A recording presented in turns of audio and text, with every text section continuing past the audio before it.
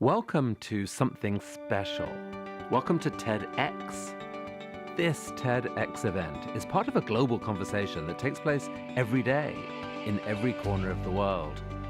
In schools, in theaters, in workplaces, even in prisons, people gather to hear the best ideas bubbling up in their communities. More than 3,000 TEDx events are held every year in 170 countries. It's a remarkable thing. TEDx events are self-organized under a license from TED, a non-profit organization devoted to discovering and sharing powerful ideas in the form of TED Talks. It's not TED itself, but your local TEDx team of volunteers that has done all the work to put on today's event, including booking all of the speakers. It's this team's ideas, dedication, and time that have made this possible. We really hope today's program sparks an exciting conversation. This is a day for curiosity and for skepticism, for inspiration and for action. The more you enter into it, the more you will take out. And now, on with the show.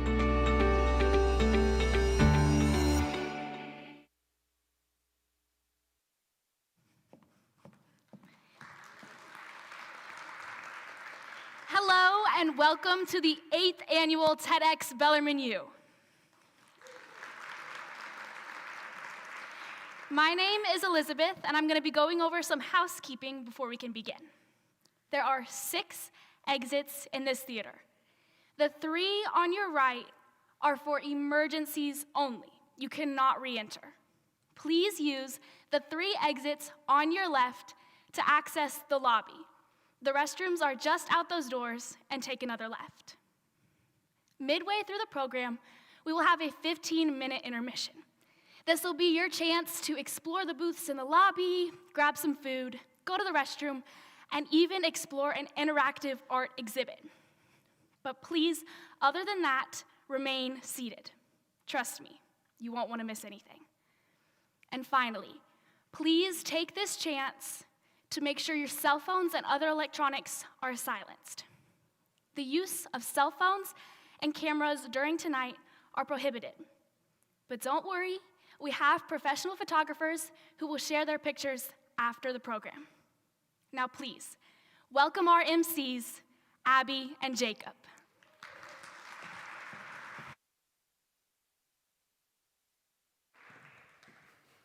Hi, everyone. Hello, everybody. Hey. So my name is Jacob. This is Abby. Yes, this is Abby. Hello. Yep, we are your MCs for this evening, and we have been doing this for a long time Quite at a this bit. point. Yeah. Which has been super years. fun. So we kind of do a little how we got here. This idea for TEDx Bellarmine started from an idea on a marker board between Sean and myself whenever I was in undergrad. And they have been gracious enough to allow me to come back here ever since then for the past 8 events. Yeah, for some reason. Yeah, I don't know why. To keep hosting and do these amazing things, and it's incredible. Every single time I come here, there's more and more people, there's more and more volunteers who we'll thank later this evening, but it's an incredible event with open-minded, hardworking people, and I couldn't be more honored to be a part of it. So thank you to the TEDx team as always. Yes, absolutely. And I mean, ditto to everything you said. And that's why I was honored to be invited to be on the team in 2020, which is a very exciting time for their 3rd event. Yep. Yes. So I kind of watched for the first couple of years that I became the organization's president and then vice president, and now I am a Bellarmine alum. So now I'm with Jacob, I just kind of come back and we do what we can. Yeah. And we're just glad to help in whatever way we can. So we're glad to be here, and we just cheer on everyone else. And before we move on, I would love to bring the attention. We have our first TEDx baby that has come into the world 3.5 months ago. Yep, 3.5 months ago. Here's the father Frances right here. Park Yeah, Schumann. let's cheer. She was here earlier on the TED Dot, so you guys missed it. It was super adorable. Yeah, super adorable. But thank you, Abby. Yes, of Yep. course. First time baby. Yay. We will get into tonight's theme. So our theme for tonight's TEDx is glitch. A glitch isn't a flaw. It's a spark. It's a disruption that challenges us and pushes us to think differently. While often seen as a mistake, a glitch can be an absolute turning point, an unexpected moment that leads to growth, creativity, and transformation. Tonight, 7 speakers will explore what glitch means in their own lives and fields, sharing how moments that interrupt and maybe sort of frustrate us sometimes can ultimately reshape the way we see the world. Very well said, Jacob. Thank you. Very good. Yeah. And we'll get to those amazing speakers in just a moment, but before we get started, I kind of want to get a gauge on the room. We did this last year, and I thought it was fun. So can everyone give me a round of applause if this is their first event, first TEDx event? Whoa! Oh my gosh! Oh, that's so That's cool. gotta be a record. Oh yeah, I think that's gotta be a record. That's That's awesome. incredible. Anyone whose second event? Oh, that's good too. Thank you, I'm glad we didn't scare you away. That's great. This may be a long shot, but is this anyone's 8th event? Anyone? Yeah, Jacob, right there. Whoa, great. Thank you, guys. Yeah. That's awesome. Believe it or not, it's our 8th event. Yeah, You're here, but we're also live streaming on YouTube. Yes. Hello, Yeah, there are little everybody. cameras Couple spread out everywhere. cameras You can wave if you around. want to. Yep. Yeah. And you can watch our past events on YouTube as well. Yes, if you'd like to. But yes, we're glad you all are here. I think it's about time we get to our first speaker, Jacob. Yeah. Ready to introduce him? Sounds great. Thanks, Abby. Yes, thank you guys. Give it a round of applause for Abby. Oh. Our first speaker for tonight is amazing, like all of them. It is Karen Colbear. Karen Colbear is a data scientist and national advocate for culturally grounded STEM and AI education, serving as chair of general education and lead math faculty at the Kawana Beowaja Community College, an R-Studio scholar, and the first data carpentries instructor trainer for tribal colleges. She leads national efforts to advocate for indigenous-centered STEM and digital sovereignty. Please welcome to the stage, Karen Colbear.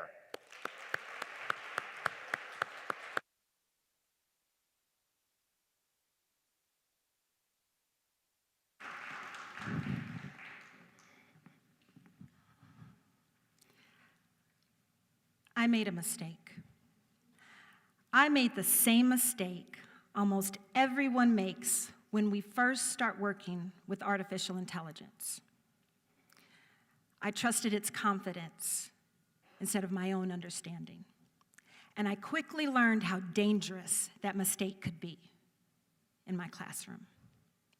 It was the summer of 2025, and I had just launched what I thought would be my dream course, Storytelling with AI, an analysis of Anishinaabe language and history.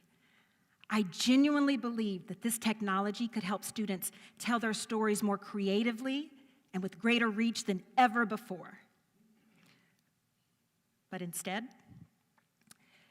the system showed us something I wasn't prepared for. It showed us who the technology thought we were. Now, we started with basic prompting. As you do, speak as you normally would, they say.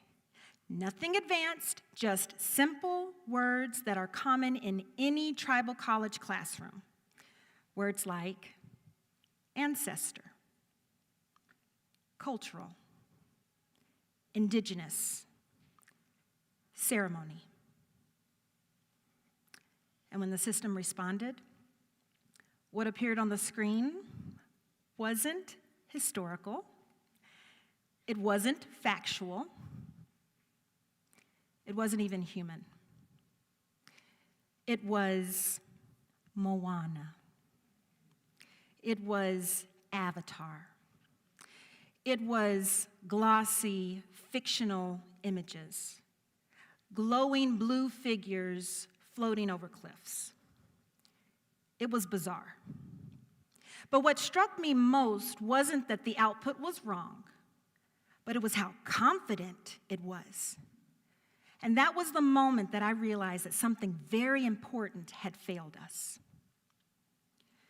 And that moment matters because I don't just teach in these systems, I study them, and I also live in them.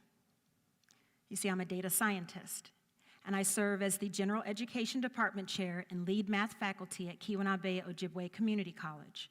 It's a tribal college in the Great Lakes region of the United States. Now, tribal colleges are one of the only institutions in higher education that is accredited whose mission explicitly centers on the preservation, protection, and revitalization of indigenous language, land, and identity. They exist because indigenous language has historically been erased, excluded, or misrepresented everywhere else. So when generative AI entered education, I was not casually optimistic. I was research-backed hopeful. That moment is important because generative AI represents a shift in technology. Traditional artificial intelligence would study existing data and identify patterns. Generative AI, on the other hand, has the ability to create new content, so new images, new ideas, and that creative capacity came with a powerful promise that generative AI could help mitigate bias and give access and voice to communities that had been historically excluded in digital spaces. So to someone who works at a tribal college, that promise felt very aligned with our mission. And this isn't just my personal opinion. In 2024, researchers Shrivastava and Apadia published a review examining the impacts of generative AI in indigenous communities. Now, their conclusion was nuanced but clear. Generative AI could support cultural revitalization and help mitigate bias when indigenous communities partner in the way that the data is collected, interpreted, and used. But without that partnership, these existing systems not only reflect existing inequities, but they accelerate erasure. So this is where we run into the most dangerous lie AI keeps repeating. We've been told that AI is neutral. It's just a tool. But in the age of generative AI, erasure doesn't look like silence anymore. It looks like confident data replacing lived truth. And I call this the digital deceiver. And I framed it this way because deception doesn't appear aggressive and in your face. It's more subtle. It's fluent. It's polished. Certain. And that's why this distinction matters. Confidence is not the same as truth. Now, here's what I wish I had understood earlier, and what I want you to leave with today. Not how to use AI more efficiently, but how to think when systems seem certain. So first, notice the confidence and be aware. AI doesn't sound confident because it actually understands. The reason it sounds confident is because it is statistically fluent. And that fluency can sound very persuasive, but it is not an acceptable replacement for wisdom. Second, ask a simple but powerful question. Who is missing? Every data set tells a story, not just from what it includes, but from also what it leaves out. The missingness. And what we need to realize is that when a system doesn't know you, it cannot represent you, let alone understand you. So ask who is missing. And last, recenter authority on the humans. The most significant shift that I'm talking about is not technological, it's psychological. When people stop trusting what they actually know because a system sounds more confident, that human authority quietly diminishes. And unfortunately, we are seeing that technology has the ability to shape beliefs long before it shapes behavior. One of my students said something that has stuck with me. After about an hour of adjusting prompts, she says, "I just wanted a simple picture of a mother and a child. I don't understand why this is so complicated." She wasn't asking for woo-woo symbolism. She was asking for recognition. And that moment is important because that's not a representation of an AI failure.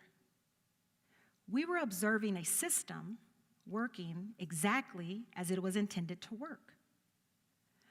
What we couldn't see in that failure was that the confidence had been assumed to be correctness. The most dangerous place for knowledge is not when it's missing. It's when it's present and openly dismissed. This is about our responsibility to society. What I want you to leave with today is understanding that we have a shared responsibility, not to completely dismiss technology, but to refuse to allow it to have sovereignty over us. If you'll remember that, technology will not erase us. It will finally learn from us. Miigwech, thank you.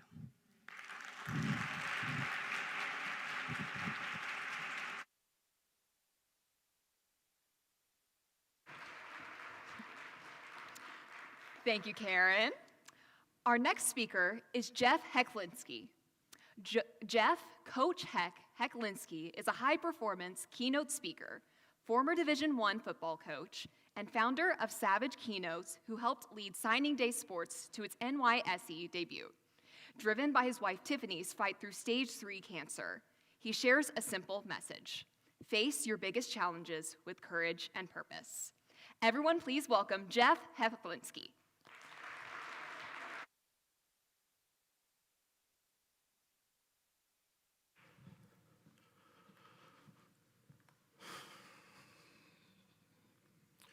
We'd just moved to Ann Arbor, Michigan. New town, new job. I'd become a football coach at the University of Michigan. One afternoon, my wife comes to me and said, "My side is hurting again." Where we had moved from, they told us IBS, "You're too young. Don't worry about it, the pain will go away." But later that night, the pain shifted from background to unbearable. As she's preparing to go to the ER, she says, "Honey, stay with the kids. Make sure they're okay. I'm sure it's just the same thing and they're going to give me medicine." The strength of a woman, a wife, a mother, right? Later that night, she checks in, just asking about the kids, and says, "Don't wait up for me. They're going to keep me overnight, and just give me a CT scan just to make sure." Early the next morning, I'm driving into work and the phone rings. Nothing could prepare me for the words that Tiffany said. "They're rushing me by ambulance to another hospital and into emergency surgery. They found something on the CT scan." I immediately turned around and got to her as fast as I could. When I got there, they take me back, but they've already prepped her for surgery. They give us a couple minutes, but the words we can only speak are, "I love you." It seemed like the nurses came right in after that. "Tiffany, it's time for us to take you back and get you into surgery." In the waiting room, the hours blurred. Bad coffee, doors opening and closing, and the eerie silence of everybody around you. Finally, the surgeon walks in. He says, "Mr. Hecklinski, it had to be today. We removed a tumor." He proceeds to sit down and draw the most detailed diagram. He's like Picasso painting. He looks up and he says, "I need you to prepare yourself. This is stage 3, colon cancer." I can't stop thinking, what if we didn't move? What if the pain didn't become unbearable? Would my wife still be here? Would our children still have their mother? Would her parents still have their daughter? After a few more agonizing days in the hospital, she gets discharged. We're walking through the parking lot, and my brain starts racing. So many things to do, so little time. I must have slowed down because Tiffany recognized this, turned around, and started walking back to me. All of a sudden, I am staring into her big hazel eyes. But I don't see pain, and I don't see panic. I see strength and fight. Calmly, she tells me, "This will not break us." Man, it hits me. I don't even know how to respond. I'm looking at the one person I love more than anything in this world, and I don't see a survivor. I see a woman who is redefining strength under pressure, but it doesn't stop there. She finishes by saying, "The greater the dragon that we slay, the more epic our life story becomes." Stage 3 was the dragon that we were facing, and our answer had to be fierce to beat cancer. Tiffany set the tone, a truth that we live by. It became a choice for us to turn our pain into purpose, which created a change on how our life story is told forever. Every day, each one of us is tested with a dragon that we must face. Eyes piercing, breath ready to turn air into fire. In those moments, our stomach drops and our chest tightens. These dragons, they arrive to build you or break you. In that moment, at that day, we chose to be built, feet planted, swords up. Tiffany set the tone for everything that we did. Stage 3 came to bring the walls in on us and trap us. Tiffany's calm statement, "This will not break us," exploded those walls. And from that moment forward, we moved with purpose, never retreating. Now, please excuse the football analogy here, but we moved like a football team in season. We created a game plan and we leaned on each other. I brought what football had always taught me, honesty over feelings and discipline over drama. But Tiffany, she brought the tough play, courage. She didn't ask the dragon to listen. She made it witness her strength. The goal was never just to survive. The objective was to break through it. Take the moment that had come to end our life story and turn it into something epic. When the dragon roared its loudest, we didn't retreat. We charged. Tiffany didn't teach survival. She taught identity through strength. She moved with a quiet power, steady eyes, and with one conversation set the tone for our fight. After a few weeks at home, we were sitting around the kitchen table. She said, "Honey, you know we both have jobs to do now. My job is to beat cancer. Your job is to win football games at the University of Michigan, and I need you to hear me now," she said. "Our family is counting on us both to do our jobs." It was just a couple sentences, but it cut the pain and created clarity. I stopped trying to be the hero and started learning from one. There was one thing that Tiffany's fight made undeniable. Every day, each one of us faces a truth that creates a choice, and it forces us to change. First, you got to say what it is, no spin. The truth isn't punishment, it's the ground at which we stand on. Early for us, we said it out loud. This is what we're facing, and this is how we're showing up. Later, it became honesty. We need help in letting family and friends carry the load. Second, everyday life gives you choices. The easy ones, they whisper to you. The harder ones, they breathe heat. In those moments, I stepped back and I let Tiffany lead. When the dragon was roaring its loudest, she was the one who was pushing us through, standing firm, no drama, looking the dragon straight in its eyes. She always found a way to show kindness. Even when the nurses couldn't get her IVs into her veins, she always found a way to smile, tell them she's okay, they're okay, and at the end, just simply say, "Thank you." Finally, stack enough of those choices together and your life changes. Your path doesn't become easier, you become stronger. What matters comes into focus and boundaries hold. And a lot of these changes are not noticeable to the outside world. It's a quiet strength that only you notice the next time the dragon arrives and you don't flinch. Stack all three of these things together, and that's how the noise of the world falls away. That's how you build something epic with purpose. You see, it doesn't matter how scary the dragon's face is or how hot the fire that it breathes. The dragon will always make it easy for you to step back, stop, and retreat. But you're not built for easy. You were built for so much more. The weight that you're carrying right now, the weight that you think is going to break you, that's not proof of failure. That is proof that you were standing on the edge of choice. The dragons do not arrive when life is easy. They arrive when your future is dependent upon your next few steps. The dragon sits at the beginning of the fork in the road. And make no mistake, there is pain down both paths. One path is the pain of being built, showing up every day when nobody else is watching. But the other path is the pain that erodes you, the silent regret of choosing comfort over purpose. There is a strength and power inside of each one of us that is greater than any dragon that we will face. A fierce freedom of knowing that you are built for greatness, not someday, but today.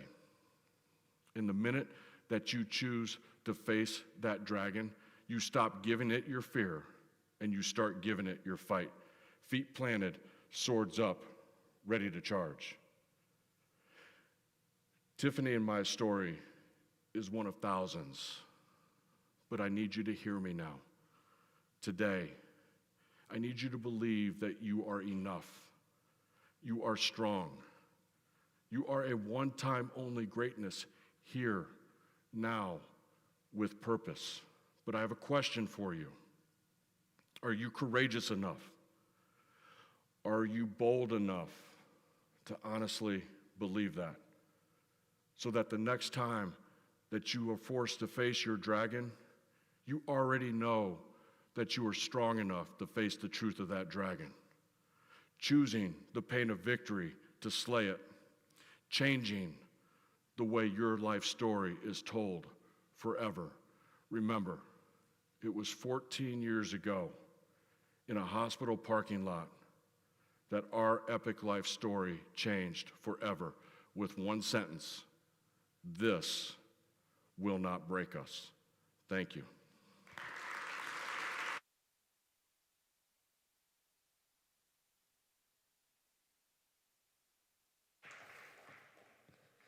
Thank you, Jeff. Let's give another round of applause for Jeff. Our next speaker is Gozde Yucel. Gozde is a scientist, mother, and mediator whose career in genetics at NYU and microbiology at Stanford shifted after her son's mental health crisis. She now helps teams thrive as a conflict resolution coach. Please welcome to the stage, Gozde Yucel.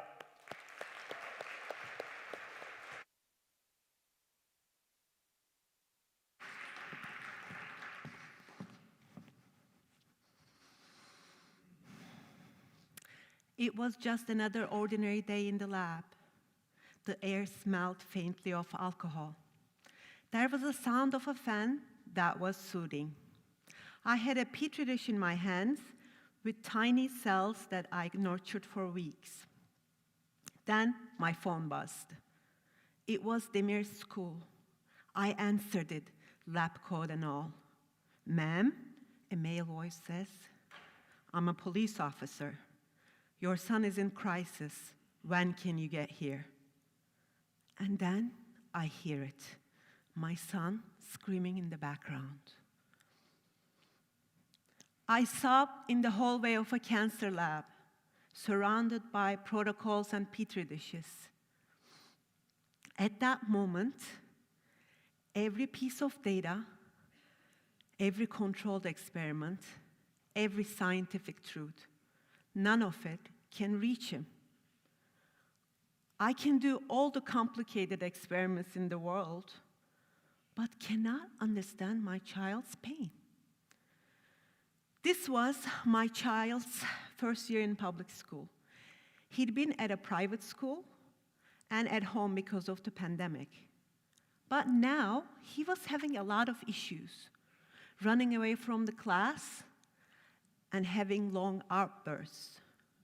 That day, he wouldn't calm down, so they had to call the police. Up until now, that moment, I had been a very logical person. Trained as a scientist, I never really learned about feelings. After that call, I felt really empty. I once took him to the ER. The doctor over there was so impressed by my calm demeanor and knowledge about his medication. But inside, I was just numb, going through the motion. I was forced to sacrifice those very emotions to achieve success as a scientist. But the day my 8-year-old son experienced a mental health crisis, I didn't know what to do. And I realized one thing that I was missing: empathy. I was bankrupt in that department. None of my trainings, degrees, or analytical tools taught me anything about it. I had all the logic, but could not understand him. Looking deeper, I realized there is an ingredient more powerful than anything I was taught: emotional literacy. STEM training rewards detachment. Empathy is missing from the curriculum. 40% of STEM graduate students report depression or anxiety, and more than half of them also report no work-life balance.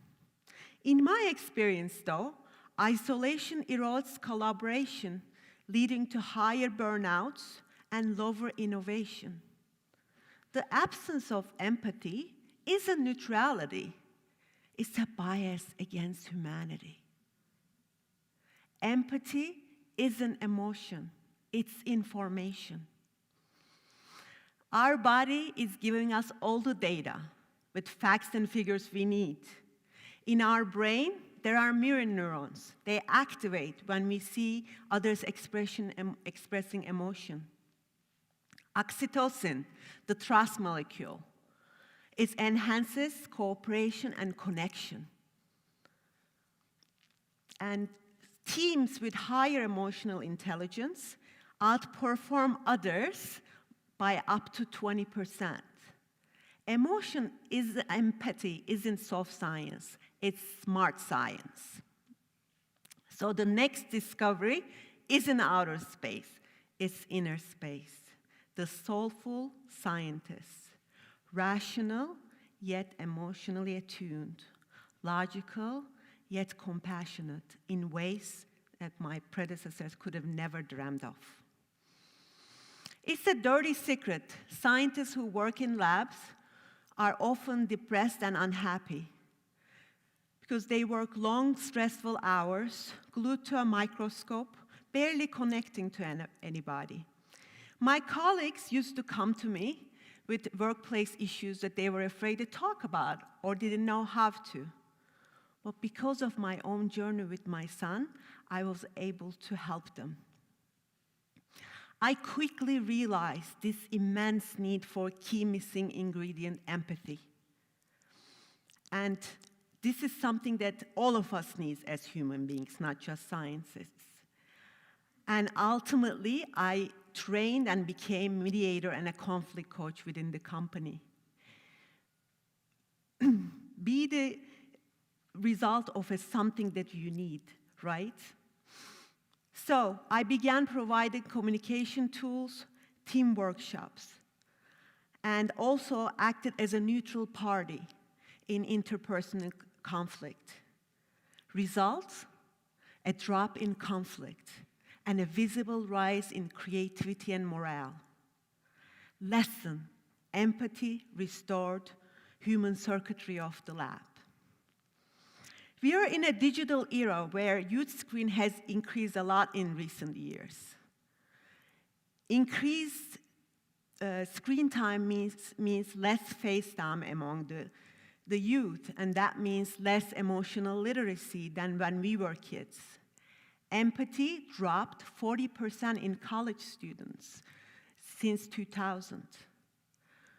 Future scientists and engineers receive zero emotional training. So how do we fix this problem? 1, reimagine STEM education. Integrate emotional literacy and ethics into the core curriculum. A 2-day mindfulness workshop, for example, significantly increased self-awareness and emotional resilience in nursing students, so why not us? 2, redesign lab culture. Make empathy a measurable skill for team success. This starts with hiring the right people.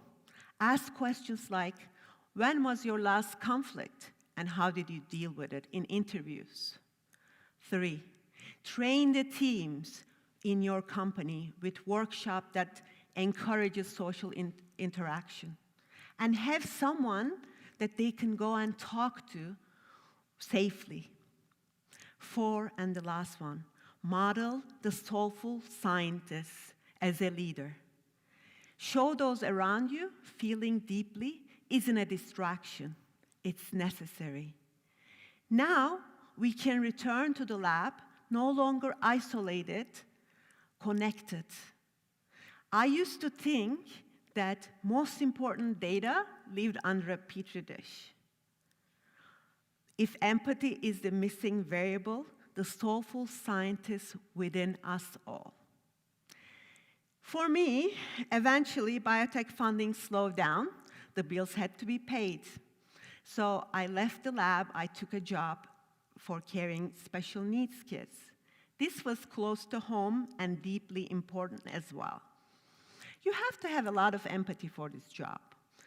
But what I didn't realize how these amazing kids would continue my education. 2 of these kids are on the spectrum and nonverbal. We use a special iPad to communicate, and this device is their voice in the world. One particular afternoon I never forget. One of them pressed a button, and a robotic voice said, "I love you." I was witnessing the purest form of communication. Unguarded, honest, emotional connection. Empathy isn't taught, it's caught from our kids, our patients, our partners, our failures. If I'd learned emotional literacy alongside with physics and chemistry, my science, my life, maybe even my son's pain could have unfolded differently. But it's never too late to incorporate empathy into our lives. It was definitely worth it for me. It will be for you too. Thank you all.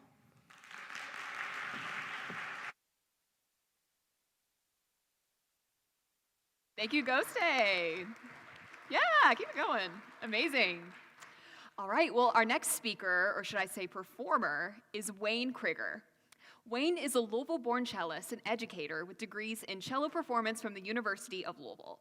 He shares his music widely, from Kentucky Shakespeare productions to arts and healing programs, and his work as a founding member of the Highland Chamber Players. Please welcome Wayne Kriger.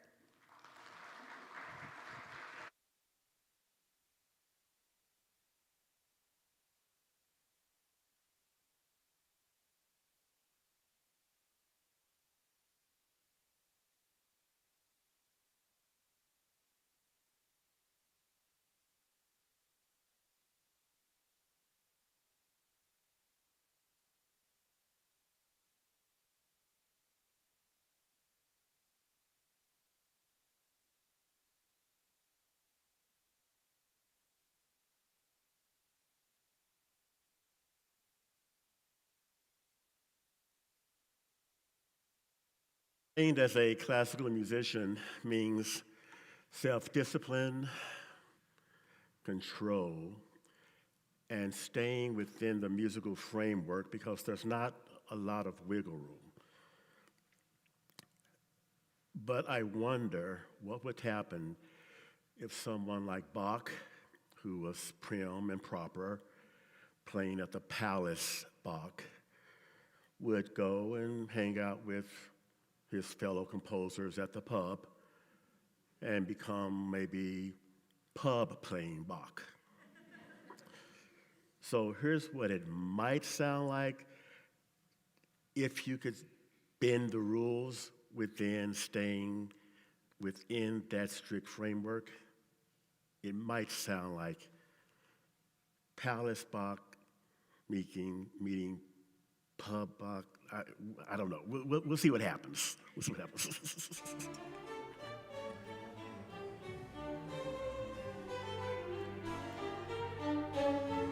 Yeah, that's pretty proper.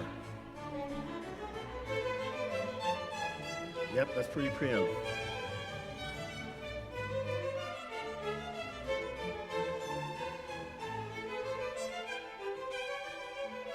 Yes, that's the Palace.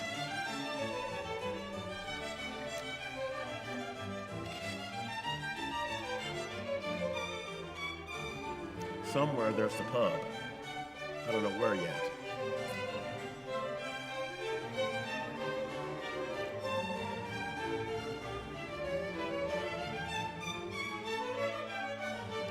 Still the Palace.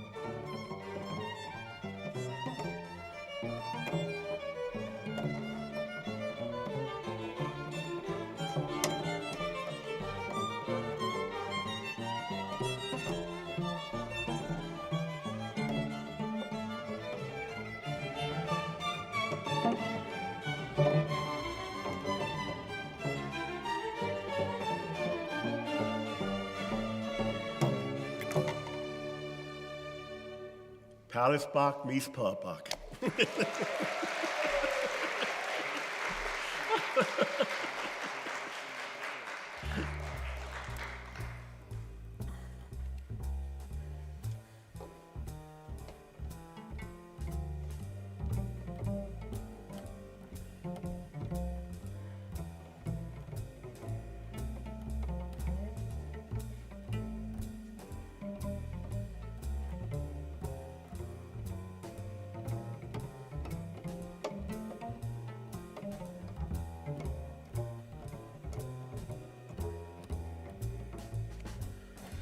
So I was able to be a little loosey-goosey in that music right there, because my glitch was a lifetime ago. I was at a music workshop, and somehow they forgot to hire someone for daycare, doing a parent talk. And so, of course, I got volunteered. And I was put in a room with a massive amount of children. And of course, being classically trained, I'm thinking, how's this gonna work? They could either follow my strict orders, or I can maybe learn from them. And so that's what I decided to do. And as I noticed the children, I noticed the way they all kind of helped each other with their really beautiful heart, and the way they helped each other and the way they spoke to each other. It was about a voice being merged with another voice, and not a voice being heard over another voice. And that showed me that within structure, there's lots of flexibility that I learned from the children. What I'd like to do now is to see if we could merge all of our voices together, individual personalities, to create one beautiful product. So your job is not to be heard over someone else. It's to merge with someone else. So, simple childlike things. So with me, everyone, let's try. Shoo-be-doo-be-doo. Let's go. Shoo-be-doo-be-doo.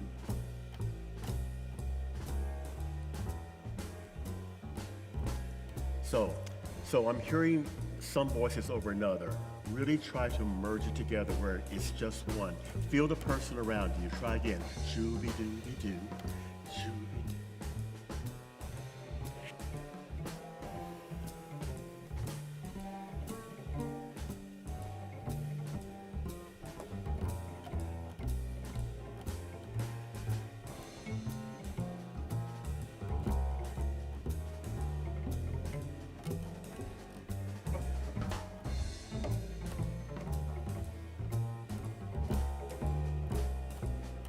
Thank you. Now, sha-sha-sha-wa.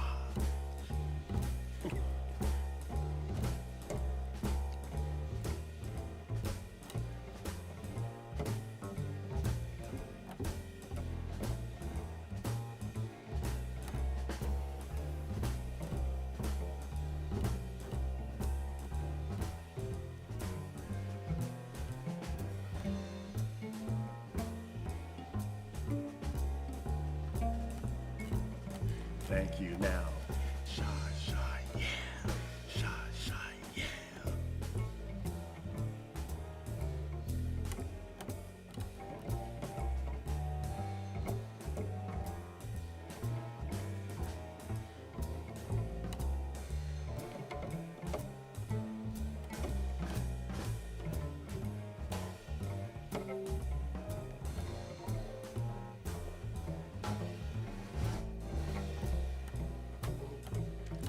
Now, this side of the room is Shubi. The middle is Shasha. And this side is what? Shubi-dooby-doo, Sha-sha-sha-wah, and what? Sha-sha, yeah? So this side, give me Shubi-dooby-doo. This side, Shubi. The middle, Sha-sha, yeah. Keep going. Sha-sha-sha-wah.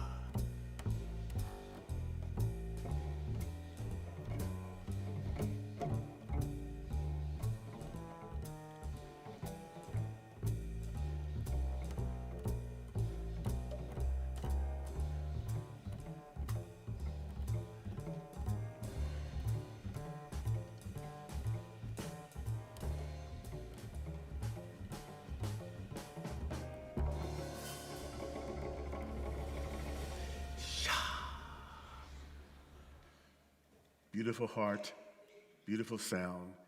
Take care of each other. I love you.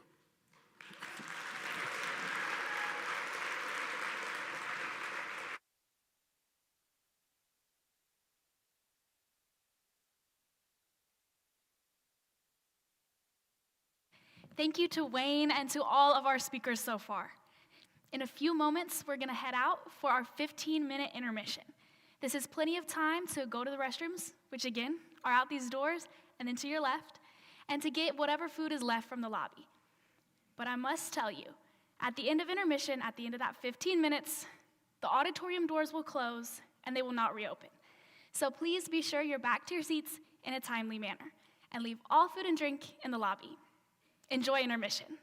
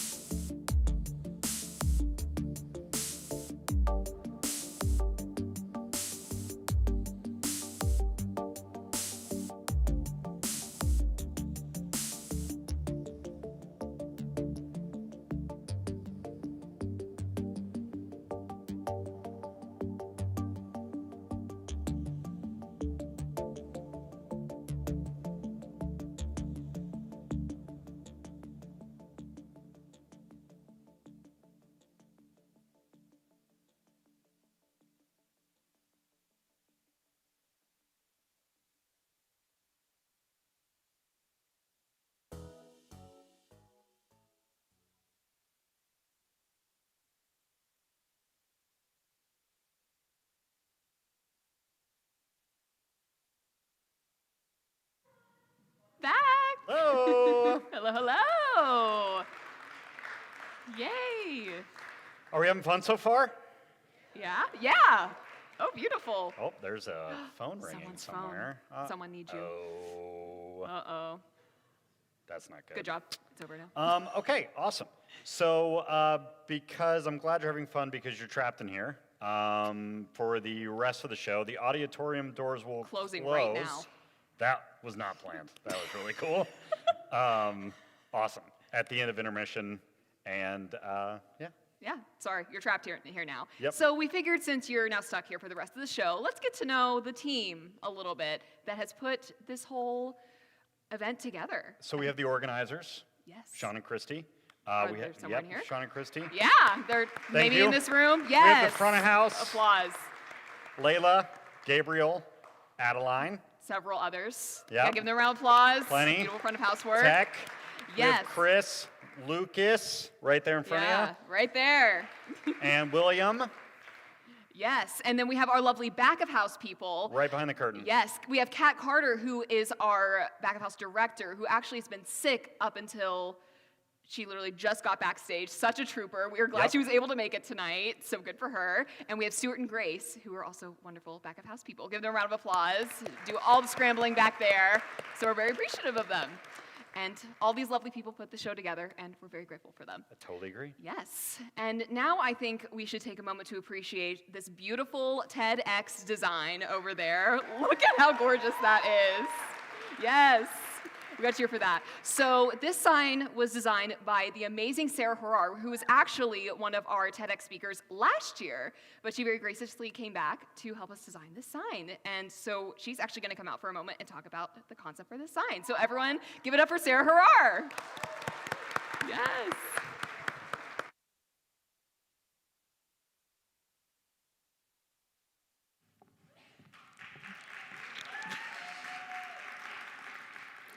Our brains are powerful data collecting machines. They process information at blinding speeds to serve our survival, our curiosity, and our desire to understand the world around us.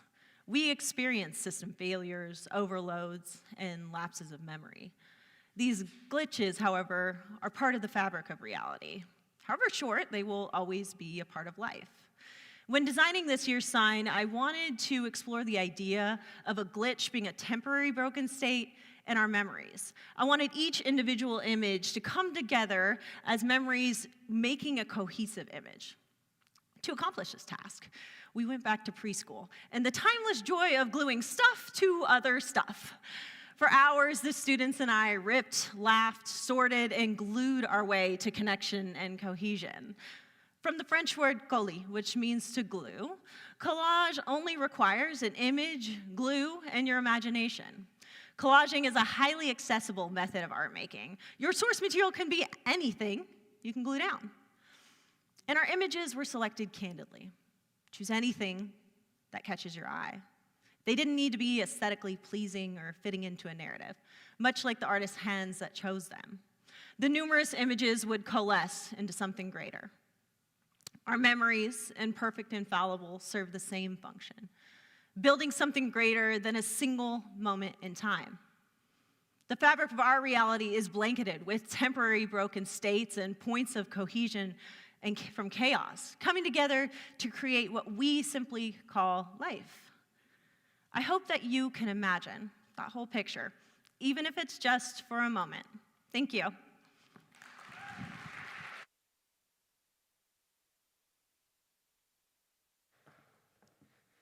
Thank you, Sarah. Our next speaker is Cassenya Lucasfi. She is an entrepreneur and community founder who built one of Europe's largest Russian-speaking women's networks. She now leads conferences and creative platforms that empower women through visibility, leadership, and collective transformation. Please welcome Cassenya Lucasfi.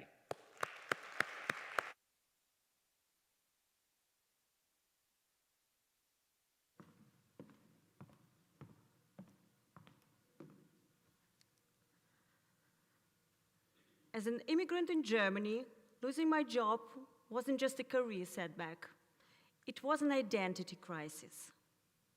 Now, before this, I had a clear vision for the years ahead and a sense of financial security. I was the one other women in my community turned to for motivation, support, and hope. Then suddenly, it all disappeared. Along with the job, I lost my sense of security and, more painfully, my self-confidence. Now left without a job, I realized how strongly my identity depended on my work. I associated myself with my profession and with results. When it was gone, it didn't just feel like unemployment. It felt like a personal and social collapse. I started doubting myself and my expertise.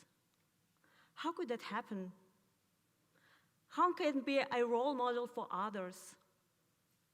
What support and motivation can I give to my community if I don't feel confident? It was an unexpected rupture in the story I thought I was writing. But what I didn't know then was that this personal glitch would reveal something much bigger, not just about me, but about the power of women's communities to turn disruption into collective change. It took some time, but I shared my story with my community. To be honest, I was scared of letting people down. I felt so vulnerable and weak. I wanted to hide, to isolate, but I didn't. I opened my heart to the very same community I led. I told them that I failed. And you know what? Dozens of women shared their stories with me, each one carrying words of encouragement, belief, and hope. They didn't see me as weak or as someone who had failed. Instead, they helped me recognize it as an invitation to see myself differently. Talents I once dismissed as ordinary suddenly felt like gifts. Creativity, intuition, leadership, parts of myself I have long silenced were no longer weaknesses to hide, but seeds to grow. Many in leadership are taught to believe that vulnerability and gentleness weaken them in the eyes of others, that their status and their role should define them. My own story proves the opposite. When we take off our social masks and separate our identities from our professions, when we stop seeing ourselves as professionals and allow ourselves to be human, we feel a genuine connection to others. After this experience, I realized I was actually never destined to a 9-to-5 office life. I had simply hung onto the safety it represented. I clung to every opportunity to fit into the system, even if it didn't align with my personal interests or values. I was so afraid of sleeping that I slowly began to lose touch with who I really am. According to the United Nations research, migrant women encounter occupational segregation, discrimination, and underemployment. Brilliant, capable women often work in jobs that don't match their qualifications out of necessity, not choice. Incredibly talented and educated women end up in jobs that are unfulfilling. Personal experience has shown me the reality of the prejudice immigrant women encounter, the lack of support and emotional alienation. My own breaking point revealed something uncomfortable. I had built my identity on fears, not desires. The fear of losing status, not being good enough, not being accepted. I was so obsessed with the idea to have a socially recognized and stable job that I ignored the anger, frustration, and exhaustion quietly growing in me.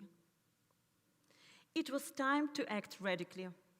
It was time to stop betraying myself, to stop adjusting, and to start aligning my life with my personal interests, strengths, and passions. In just 2 short years, everything changed. I built a vibrant network filled with beautiful, ambitious, talented women. I developed projects that I only dreamt of, from a YouTube channel to international conferences that give female entrepreneurs a stage and a voice. I encouraged other women to trust themselves, to break away from the status quo and create their own paths. Together, we are proof that women's communities are not just emotional safety nets. They are launchpads for valuable businesses. I've seen women build ventures in well-being, caregiving, design, and education. They founded creative studios, cultural brands, financial and legal services. Women who felt invisible after migration redefined their stories to once again say, I matter.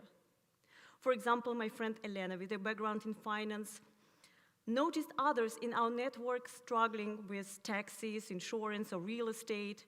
What started small turned into a thriving business that now empowers dozens of families. Through my community, I discovered the real potential of female immigrants.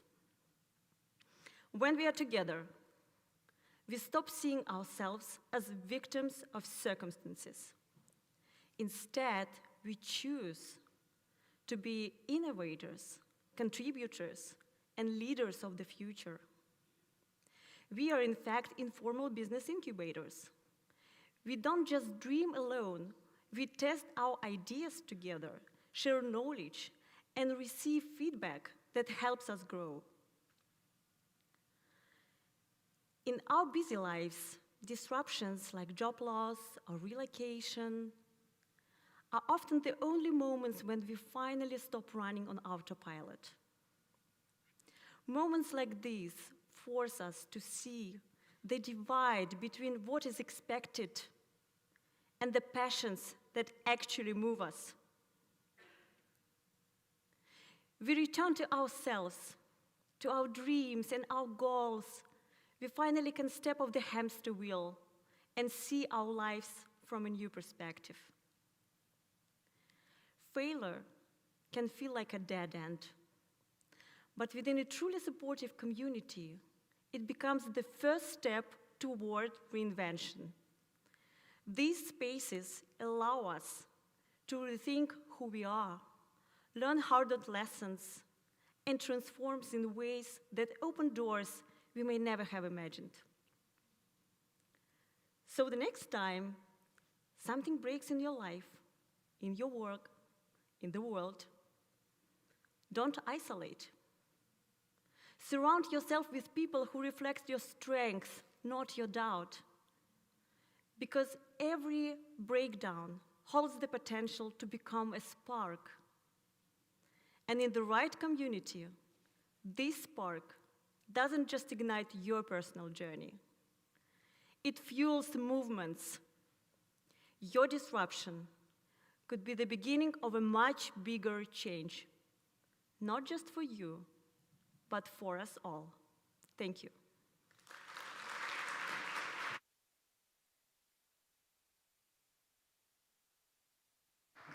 Thank you, Cassenya. So our next speaker is Katie Neal. Katie Neal is a certified executive coach and communications leader who helps high achievers lead with intention. She brings 20 years of strategic communications experience and currently serves as president of PRSA's Thoroughbred chapter in Lexington, Kentucky. Please welcome Katie Neal.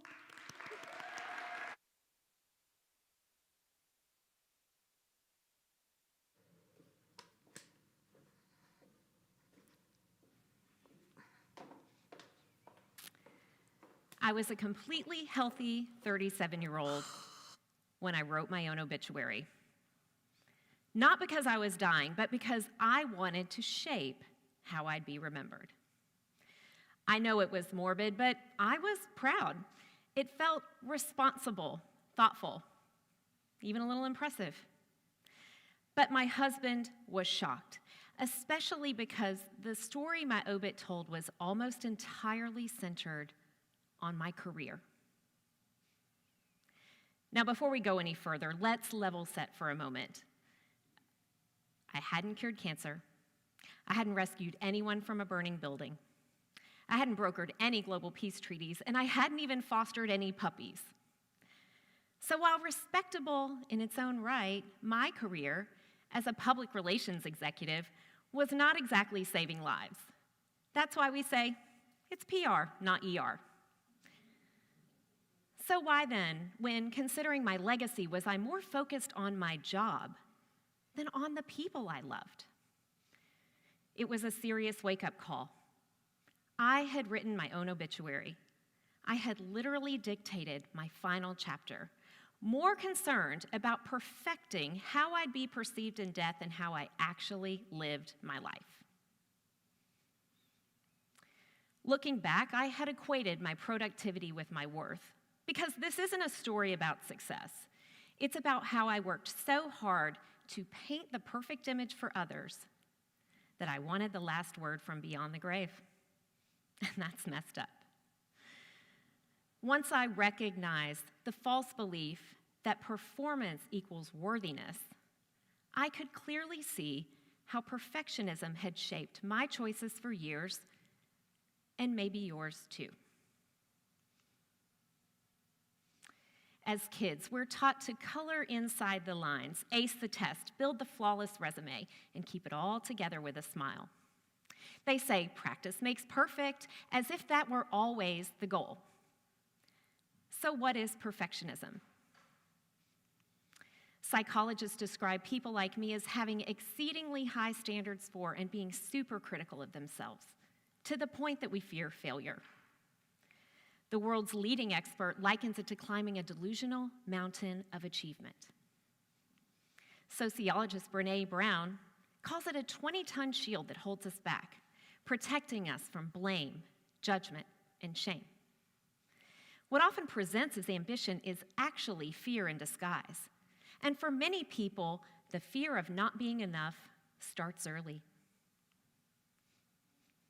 Those of us that grew up in the height of achievement culture in the 80s and 90s were told we could do or be anything we wanted if we just worked hard enough. Here I am in the 4th grade, and just look at all those awards. Even at 10 years old, I was wearing perfectionism like a badge of honor. It's no wonder this mindset increased significantly among Gen X and millennial college students. It seems like an asset at first, right? Society rewards you and you get used to it. Teacher's pet, valedictorian, quick promotions. The reality is, high standards drive excellence, and our culture values a strong work ethic. But perfectionism has a cost, and it always comes due. When we chase the impossible, we lose creativity, confidence, and joy. We end up sabotaging ourselves, gripping so tightly to control everything that we lose perspective along the way. 20 years ago, I was living in San Francisco and working in the tech industry. When the Great Recession hit, I survived 3 rounds of layoffs. That's when I learned that even top performers aren't immune in a bad job market, and I stayed put. At the time, I told myself and anyone who would listen that I was playing it safe. But the truth is, fear made that decision for me. Instead of applying for roles at Google, Facebook, and Twitter, potentially becoming a millionaire in the process, I was fussing over details, afraid to fail, and telling myself I needed to be just a little more ready. It was like I was caught in a perfectionism-fueled hurricane. Every time things would calm down, I'd reach the eye of the storm, only to notice all the things swirling around me that I hadn't done yet or that I still needed to learn. And then I was sucked right back into the chaos. But the thing about storms is you can't control them. And by the time I was ready, that window had closed. Perfectionism wasn't making me better. It was keeping me busy and stuck. You see, when you focus so much on controlling all the little things, you often miss out on the big ones. Studies have shown perfectionism is tied to increased stress, anxiety, depression, burnout, and more. It also erodes confidence, making even small mistakes seem like huge failures. Do any of you have that critical voice inside your head? The one that makes you question your abilities and second guess yourself? I see lots of head nods. Well, I call mine Kathy. And Kathy is relentless. She shows up uninvited, usually when I'm stretching outside my comfort zone or trying to do something bold. And I'm not alone. I see Kathy and her friends every day as an executive coach. The more leaders I coach, the more I see it. The most accomplished among us are often wrestling with the loudest inner critics.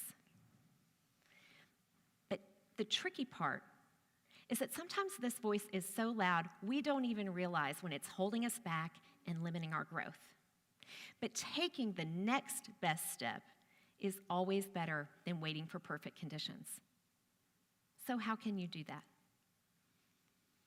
First, clarify your core values, those fundamental beliefs that determine who you are and guide your decision-making. When you truly understand yourself and what motivates you, it's easy to say no to what doesn't align, including an unrealistic version of success. Fulfillment doesn't come from controlling what looks perfect on the outside, but it's about alignment with what feels true on the inside. Second, be honest with yourself. How is perfectionism showing up in your life? What story is your inner Kathy telling you that no longer serves you? And how can you turn down the volume on your inner critic and tune into what really matters and what you're really afraid of? Third, celebrate your accomplishments. It's easy to move on to the next goal, but pausing matters. When we celebrate wins, big and small, we activate the brain's reward system, releasing dopamine and reinforcing positive behavior. A client recently sent me this photo of a reward they gave themselves after achieving a goal. Homemade momo from their native Nepal. It's a seemingly small but meaningful way to say, great job. And finally, you've probably heard the phrase, don't let perfect get in the way of good enough. I like to say, don't let perfect get in the way of progress. That's why I keep a sticker on my laptop of a trophy that reads, good enough. It's not just about my work. It's a reminder about me. For years, I chose safety over possibility and control over courage. But perfectionism doesn't drive excellence. It drives avoidance. Or as Brené Brown says, it keeps us from being seen. What holds us back is the belief that we have to be perfect to be worthy. And if I could rewind the clock, I'd tell that 37-year-old version of myself what I have finally learned. For years, I worked so hard to tell my story perfectly that sometimes I forgot to live it.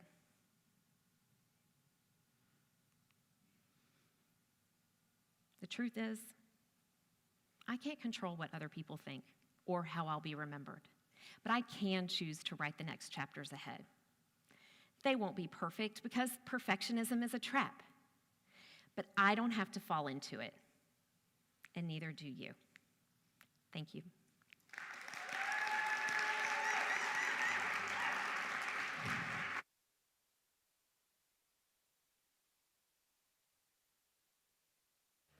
Thank you, Katie. All right, everybody. I like to think we've sort of built a relationship over the past hour or so I'm going to tell you some bad news. This is our last speaker. Yeah, I know. But I got good news. They're also performers. Yeah? I heard one woohoo, right? We have the Mama Said String Band. Very exciting. I heard the woo. I like it. Based out of here, Mama Said String Band is a 4-piece collection of songwriters and players. David O'Neill, Katie Caudell, Caitlin Farmer, and Chris Potts.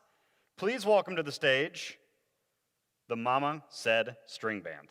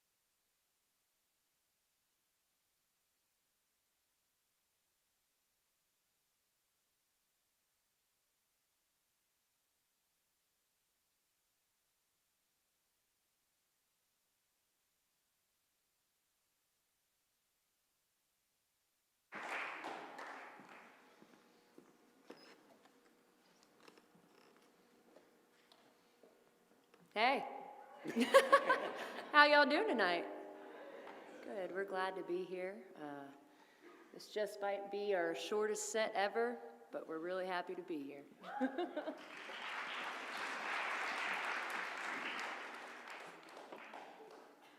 We're just getting situated up here. Give us just a second.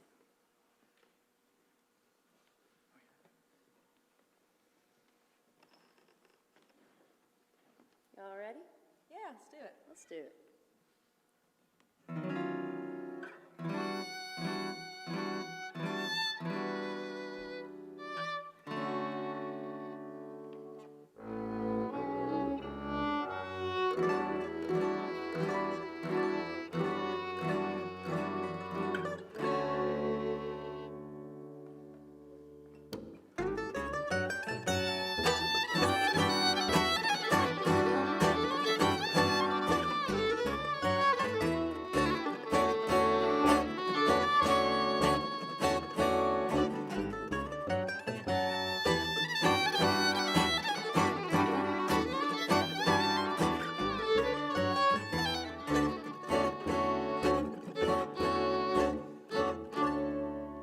Say what they want, who they are without you. There won't be a reason to atone, but call when you want their hands to catch you. Bet I'll arrive willows to the show. Is that dress like sunshine and snowdrops? That dress like sunshine and snowdrops. That dress like sunshine and snowdrop.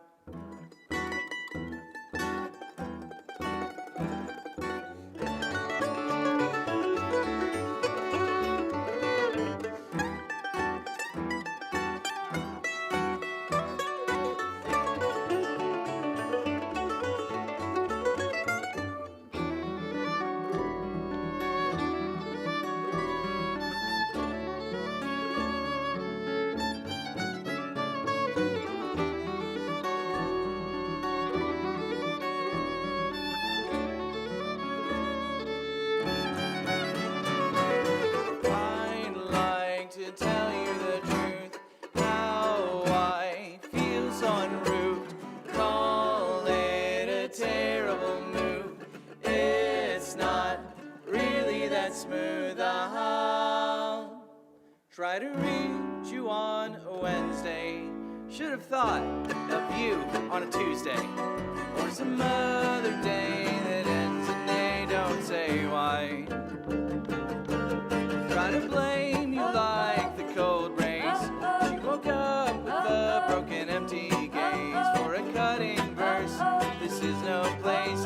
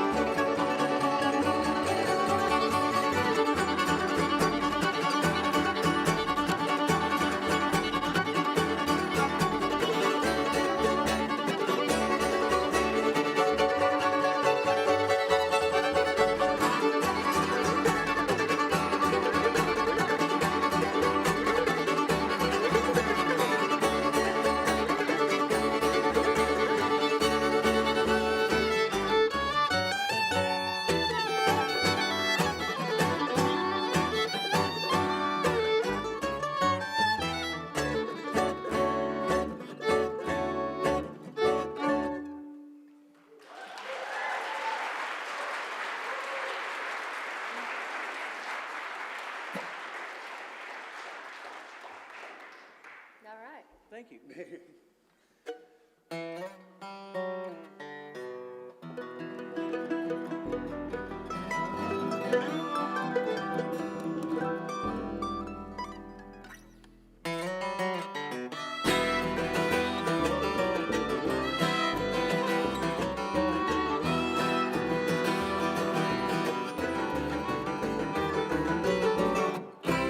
Were you bored enough to write me?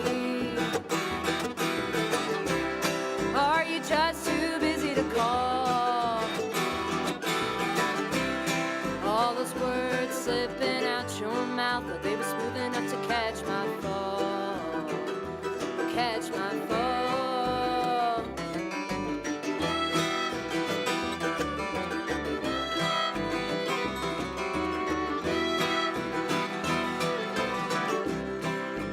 Time is taking over. Laugh it off or cut me raw. 10 years can go by so quick. In the end, we've done it wrong. You've done me wrong. But you were sure enough to let me know, just to let me go. And write it off like you told me so, but I didn't know. You were sure enough to let me know, just to let me go. And write it off like you told me so, but I didn't know.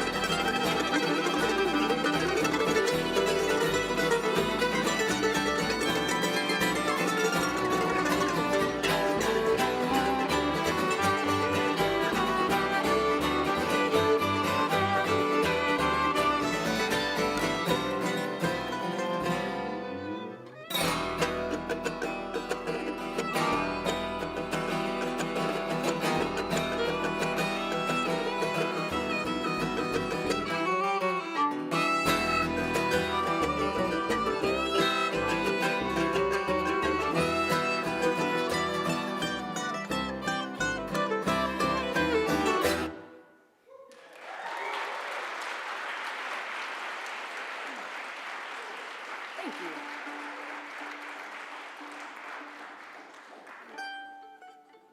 We're going to do a quick tune check because that's just what you do when you play these instruments.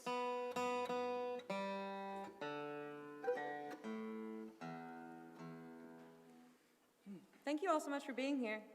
Yeah, what a good night. Thanks for lending your ears over to hear us. Ready? Yes, ma'am.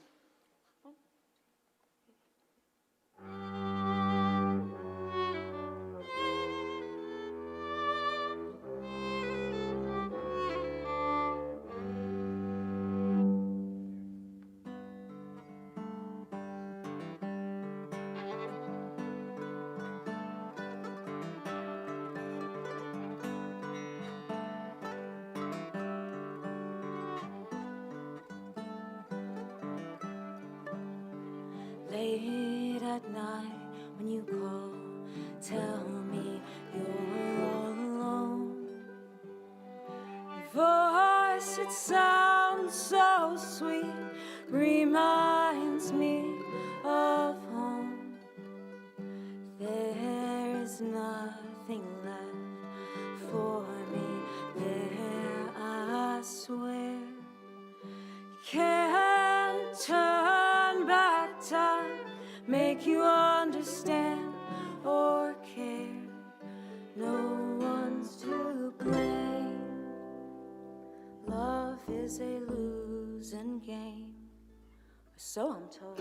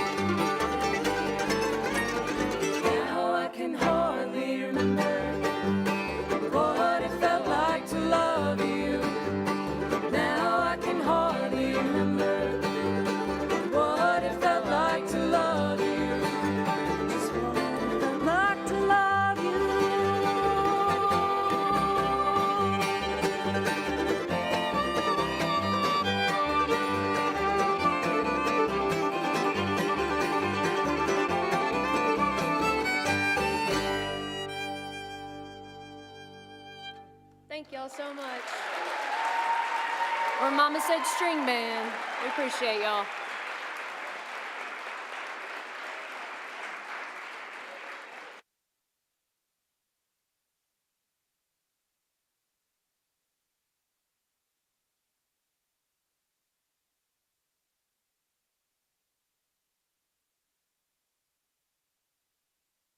Okay. Wow. That was cool. Wasn't that great?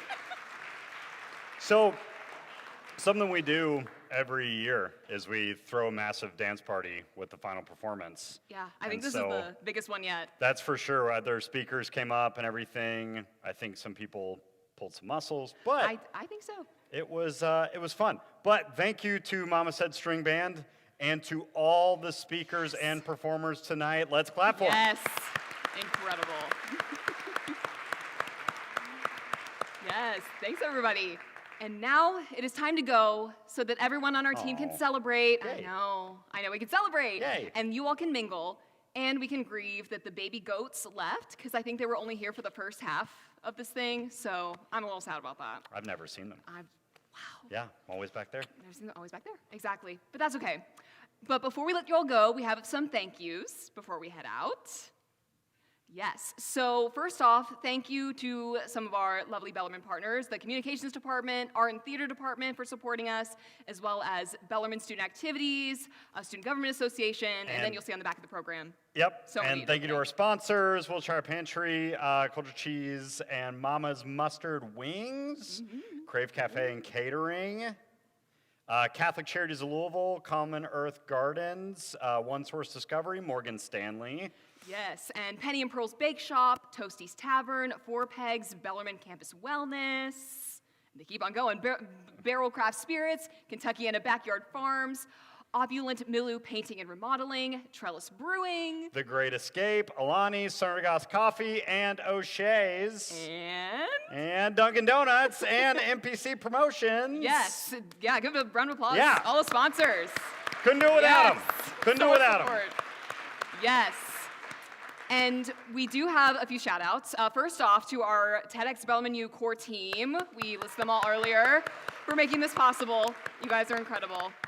Yeah, we're in awe of you. And we also want to shout out Gabriel Miller, who is our basically speaker liaison, so supports the speakers throughout this whole process and refines these beautiful speeches that you heard tonight. So shout out to him. He's sick today, could not be here, but we appreciate him dearly.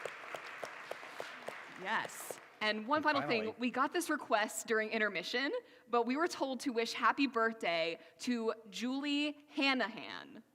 Anyone Happy birthday. So happy birthday to you. Please stick around, enjoy the reception, talk with each other, with us, amazing speakers. And in the spirit of Bellarmine, always remember to explore the world and start within. Thanks, everybody. Thank you, guys. Thanks for being here.